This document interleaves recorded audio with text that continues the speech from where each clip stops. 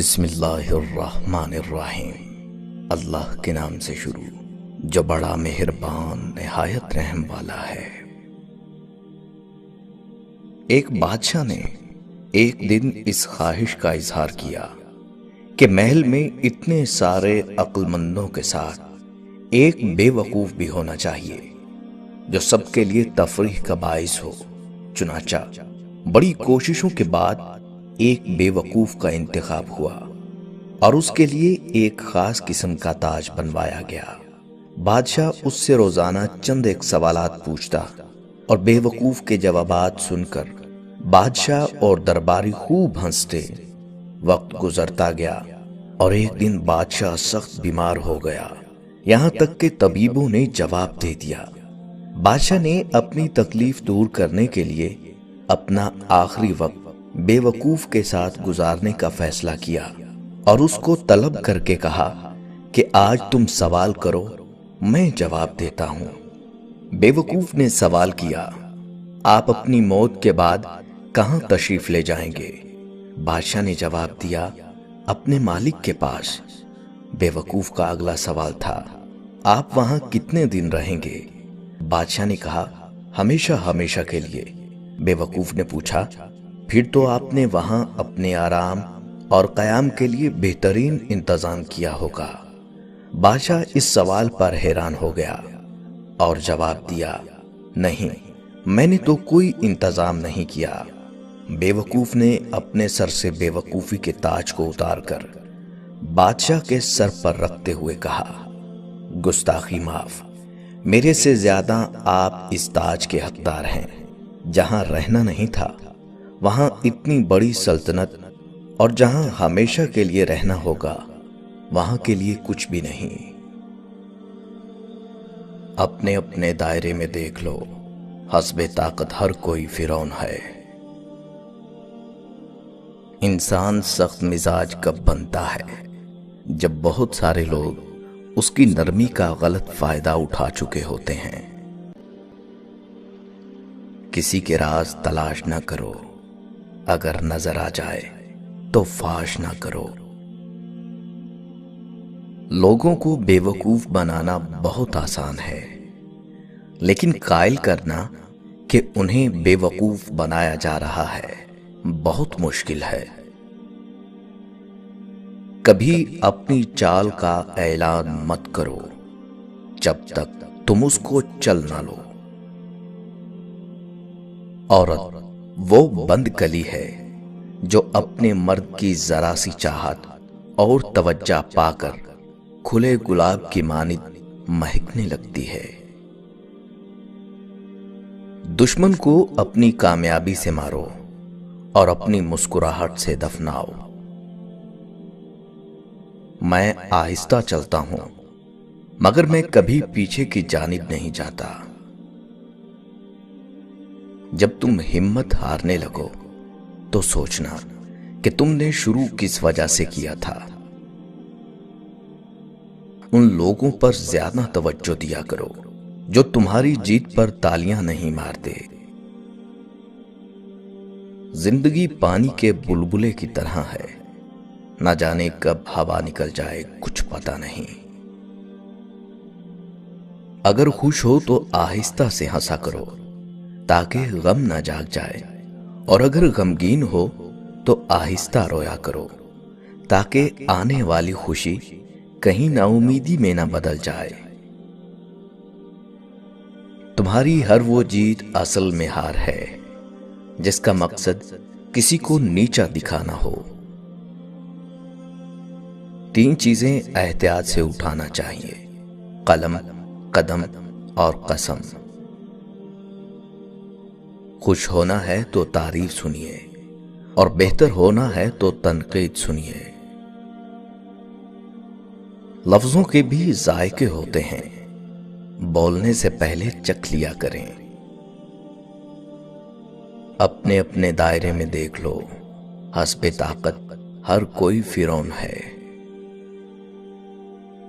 اپنے دل کو اس وقت تک توڑتے رہو جب تک یہ کھل نہ جائے۔ کپڑے انسان کے بدن کو ڈھانپتے ہیں اور گفتگو انسان کی شخصیت کو اگر اللہ پہ چھوڑا تھا تو پریشان کیوں، اور اگر انسان پر چھوڑا تھا تو حیران کیوں؟ جو عبادات اخلاق اور کردار پر اثر انداز نہ ہو سکیں وہ مشقت کے سوا کچھ نہیں۔ اس دوست کا گلہ کر رہے ہو جو دھوکہ دے گیا، گلہ اپنی عقل کا کرو جو دھوکے باز کو دوست سمجھتے رہے۔ اقوال عقل مندوں کے لیے ہیں، نادانوں کو ان سے کوئی فائدہ نہیں۔ دنیا میں آنا آسان ہے لیکن اس سے چھٹکارا پانا مشکل ہے۔ جہاں صداقت اور خلوص نظر آئے وہاں دوستی کا ہاتھ بڑھاؤ، ورنہ تمہاری تنہائی ہی تمہاری بہترین دوست ہے۔ وہ کرو جو صحیح ہے، نہ کہ وہ جو آسان ہے۔ اپنی آواز اونچی مت کرو، اپنی دلیل کو بہتر کرو، اور لوگوں کے غلام مت بنو جب اللہ نے تمہیں آزاد پیدا کیا ہے۔ جو آدمی ارادہ کر لیتا ہے اس کے لیے کچھ بھی ناممکن نہیں۔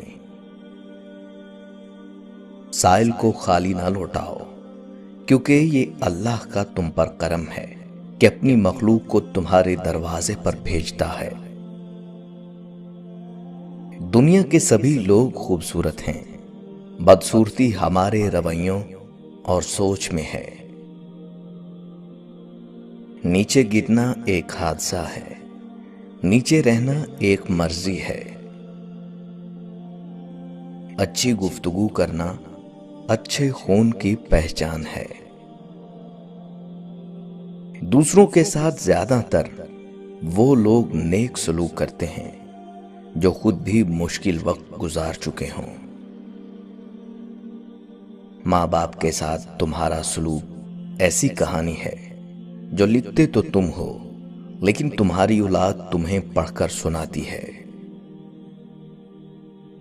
جو عبادات اخلاق اور کردار پر اثر انداز نہ ہو سکیں وہ مشقت کے سوا کچھ نہیں۔